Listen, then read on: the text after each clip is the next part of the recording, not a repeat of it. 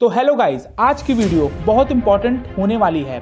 आज आप लोगों को कुछ ऐसी बातें जानने को मिलेंगी जो आप लोगों को जानना ज़रूरी है। ये टॉपिक फिर से हमारे एक सब्सक्राइबर ने कमेंट करके अपना आइडिया दिया। तो वंस अगेन थैंक्स मैत्री फॉर दिस टॉपिक। गाइस, आप लोगों से रिक्वेस्ट है कि ये वीडियो पूरा देखना, स्किप बिल्कुल मत करना, क्योंकि ये एक जेन्युइन वीडियो है। आपको बहुत कुछ सीखने को मिलेगा। तो स्वागत है आप लोगों का मेरे इस YouTube channel facts and beyond, जहाँ पे आप लोगों को एंशिएंट हिस्ट्री, मिडिवल हिस्ट्री और मॉडर्न हिस्ट्री के साथ कुछ लीगल लॉज से रिलेटेड ऐसे ही अननोन अनहियर्ड फैक्ट जानने को मिलेंगे जो शायद ही आपने सुने हो। So let's get started. Guys, ये वीडियो बनाना इसलिए ज़रूरी था क्योंकि शायद आप लोग लैंग्वेज यानी भाषा की डेफिनेशन भूल रहे हो। तो चलिए आज आपको फिर से भाषा की परिभाषा बता दें। वह माध्यम जिससे एक व्यक्ति दूसरे व्यक्ति के सामने अपने विचार, अनुभवों तथा अपने मन के भावों को प्रकट करता है, उसे भाषा कहते हैं। चलो इसकी डेफिनेशन इंग्लिश में भी जान लेते हैं। The principal method of human communication consisting of words used in a structured and conventional way and conveyed by speech, writing or gesture। तो मेरे हिसाब से आप लोगों को लैंग्वेज यानी भाषा का मतलब समझ में आ गया होगा। यार लैंग्वेज मतलब कम्युनिकेशन दो लोगों के बीच में होती है। तो फिर आज के समय हम लैंग्वेज में डिफरेंस क्यों करते हैं? आखिर क्यों इंग्लिश ज़्यादा स्टैंडर्ड मानी जाती है हमारी मातृभाषा हिंदी से? आखिर क्यों हम लोग अपनी ही भाषा बोलने में शर्माते हैं? लैंग्वेज एक वे है कम्युनिकेशन का। वो किसी भी फॉर्म में हो सकता है, राइटिंग या फिर जेस्चर भी हो सकता है, लेकिन फिर भी हम लोग इंग्लिश और दूसरी भाषाओं में डिफरेंस करते हैं। जो इंग्लिश बोलता है वो स्टैंडर्ड और पढ़ा लिखा, और जो हिंदी बोलता है वो अनपढ़ गवार। आज से 400 साल पहले अंग्रेज आए थे, वो लोग तो चले गए बट अपनी छाप छोड़ गए इंग्लिश।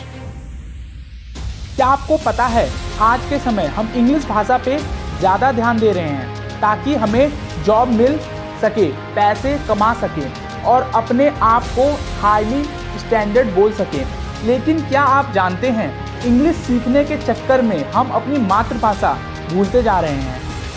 यूएन के रिपोर्ट के अकॉर्डिंग हर 10 भाषाओं में से 4 भाषाएं इस दुनिया से गायब हो रही हैं और 1950 से लेके 2010 के बीच लगभग 230 भाषाएं इस दुनिया से विलुप्त हो चुकी हैं। और 2016 में एक रिपोर्ट के अनुसार 6700 भाषाओं में से करीब 40% भाषाएं विलुप्त होने की कगार पे हैं। वैसे कुछ लोगों के दिमाग में मिथ्स होते हैं हिंदी और इंग्लिश को लेके, जो आज मैं इस वीडियो में दूर करने की कोशिश करूंगा। तो गाइस, पहला मिथ है the person who speaks English is more literate than who speaks Hindi.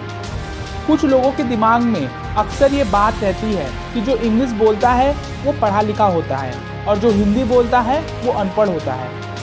यही सबसे बड़ा कारण है जो आज हम लोग इंग्लिश को जोरों शोरों से सीख रहे हैं। यार तुम लोग किसी की साक्षरता यानी लिटरेसी उसके भाषा बोलने पर कैसे कर सकते हो? भाई लैंग्वेज का मतलब कम्युनिकेशन है, ना कि लिटरेसी। आप किसी की पढ़ने लिखने की योग्यता उसकी भाषा से नहीं लगा सकते हैं। इंग्लिश भी भाषा है और हिंदी भी। कोई व्यक्ति कितना पढ़ा लिखा है वो उसकी नॉलेज पे डिपेंड करता है, ना कि भाषा पे। अगर आप भाषा पे योग्यता को तय करते हैं तो इसके अनुसार जब आप और दूसरे देश की भाषा नहीं बोल पाएंगे तो उनके अनुसार तो आप भी अनपढ़ हुए ना। तो फिर इसी प्रकार जिसको इंग्लिश बोलनी नहीं आती, इसका मतलब ये तो नहीं कि वो पढ़ा लिखा नहीं है। वो कितना पढ़ा लिखा है वो उसकी नॉलेज डिसाइड करती है, ना कि कोई भाषा। दूसरा मिथ है the person who speaks English looks more standard than who speaks Hindi. ये भी बहुत बड़ी दिक्कत है हमारे देश में। जो इंग्लिश बोलता है वो स्टैंडर्ड दिखता है। मैं फिर से यही बात कहूँगा, भाई भाषा का मतलब सिर्फ और सिर्फ कम्युनिकेशन है। दो या दो से ज़्यादा लोगों के बीच में। वो किसी भी रूप में हो सकती है, इवन जेस्चर के फॉर्म में भी। तो कोई कितना स्टैंडर्ड है उसकी लैंग्वेज नहीं, उसका बिहेवियर बताता है। गाइस, शायद आप लोगों को नहीं पता है कि इंग्लिश सीखने के चक्कर में हम अपनी मातृभाषा खोते जा रहे हैं। आज भारत एक ऐसा देश बन गया है जहाँ की कोई नेशनल लैंग्वेज नहीं है। यहाँ पे ऑफिशियल लैंग्वेज है हिंदी और इंग्लिश। आजकल स्कूल में भी हिंदी बोलने पर रोक लगा दी गई है, इंग्लिश को कंपलसरी कर दिया गया है और जो भी बच्चा हिंदी बोलता है उसके साथ ऐसा व्यवहार करते हैं न जाने उसने कितना बड़ा पाप कर दिया हो। यहाँ तक कि कुछ स्कूलों में तो हिंदी बोलने पे चार्ज वसूल किया जाता है। अगर खुद मैं अपना बताऊं तो हमारे स्कूल में भी हिंदी बोलने पे चार्ज वसूलते थे। तो सोचो यार, इससे बड़ा दुर्भाग्य क्या होगा। अपने ही देश में अपनी ही भाषा बोलने पे चार्ज वसूली किया जाता है। जिसको इंग्लिश नहीं सीखना उसको भी जबरदस्ती इंग्लिश सिखाई जा रही है और बाद में परिणाम ये निकलता है। आप खुद ही देखो। So tell me about yourself. Sir, I am sitting in front of yourself, myself Rakesh Mohanty, and I am technology mad. But if you will ask me what is my passion, I will say hardware. But this is for the first time I am doing on Spikey. Skype, you mean?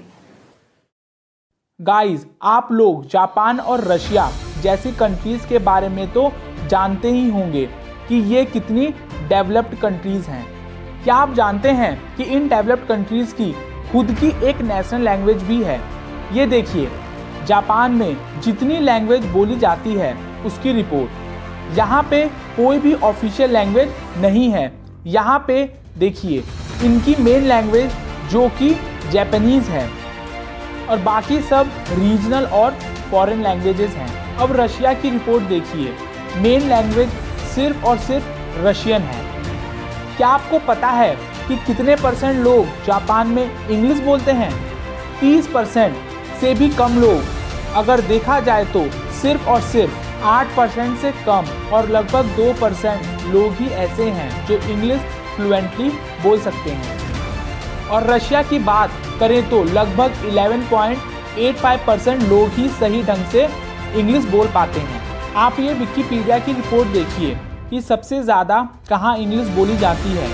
Rank wise list देखिए। सबसे पहले United states, फिर India, Pakistan, Nigeria, Philippines, United kingdom, Germany, France, Canada और भी countries हैं। जैसे जैसे आप आगे बढ़ेंगे रैंक देखते जाएंगे। तो अब बताइए, क्या वहाँ पे रह रहे लोग अनपढ़ हैं? क्या वो कंट्रीज़ गरीब हैं? जी नहीं, रशिया और जापान डेवलप्ड कंट्रीज़ हैं, ना कि डेवलपिंग। और वहाँ पे इंग्लिश पे भी इतना जोर नहीं दिया जाता है जितना हमारे भारत में दिया जाता है।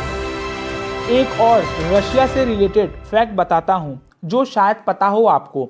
ISS इंटरनेशनल स्पेस स्टेशन, वहाँ पे एस्ट्रोनॉट को जाने के लिए रशिया का सोयूज स्पेसक्राफ्ट की ज़रूरत पड़ती है और उस स्पेसक्राफ्ट में जितनी भी इंफॉर्मेशन अवेलेबल हैं क्राफ्ट को कंट्रोल करने के लिए वो रशियन लैंग्वेज में है। जब भी नासा के एस्ट्रोनॉट स्पेस में उस क्राफ्ट में जाते हैं तब उनको रशियन लैंग्वेज सीखनी पड़ती है। तो सोचो यार, जब दूसरी कंट्रीज अपनी ही लैंग्वेज को नेशनल लैंग्वेज बना सकती हैं तो हम क्यों नहीं? फिर हम क्यों दूसरे देश की भाषा सीख रहे हैं? पुराने वीडियो में मैंने प्राचीन भारत के बारे में बताया था। क्या आपको पता है हमारे प्राचीन भारत में जो भाषा चलती थी वो संस्कृत थी। और सोचो आज संस्कृत कौन ही बोलता है? क्या आपको पता है जर्मनी में 14 यूनिवर्सिटीज़ ऐसी हैं जहाँ पे संस्कृत को एक सब्जेक्ट की तरह पढ़ाया जाता है। जर्मनी के अलावा और भी कंट्रीज़ हैं जो संस्कृत लैंग्वेज को ऑफर करती हैं। सुनना चाहते हैं आप लोग तो सुनिए। Austria, Australia, Belgium, Denmark, Finland, Britain, Italy, Netherland, Norway, Russia, Sweden, Switzerland, Japan, USA, Bhutan, China, Malaysia, Singapore, Sri Lanka and Nepal. 2008 में आई एक रिपोर्ट के अकॉर्डिंग ब्रिटिश स्कूल्स में संस्कृत एक कंपलसरी सब्जेक्ट बना दिया गया है। अब आप बताइए हमारे देश में कितने स्कूल्स या यूनिवर्सिटीज़ ऐसी हैं जहाँ पे संस्कृत कंपलसरी लैंग्वेज है। ये संस्कृत हमारी भाषा है, हमारे प्राचीन भारत की भाषा। चलिए आज मैं संस्कृत भाषा से रिलेटेड कुछ फैक्ट्स बताता हूँ। Fact number 1, the oldest language in the world. जी हाँ फ्रेंड्स, संस्कृत पूरे विश्व की सबसे पुरानी भाषा है। 3500 साल पहले से भी संस्कृत बोली जा रही है और हमारी वेदास भी संस्कृत में ही हैं। Fact number 2, best language for algorithms and computers. Guys, आप लोगों में से कितने लोग कंप्यूटर सीख रहे होंगे? क्या आपको ये फैक्ट पता था? अगर पता था तो कमेंट करके ज़रूर बताइएगा। एल्गोरिथम्स और कंप्यूटर के लिए संस्कृत सबसे बेस्ट लैंग्वेज है।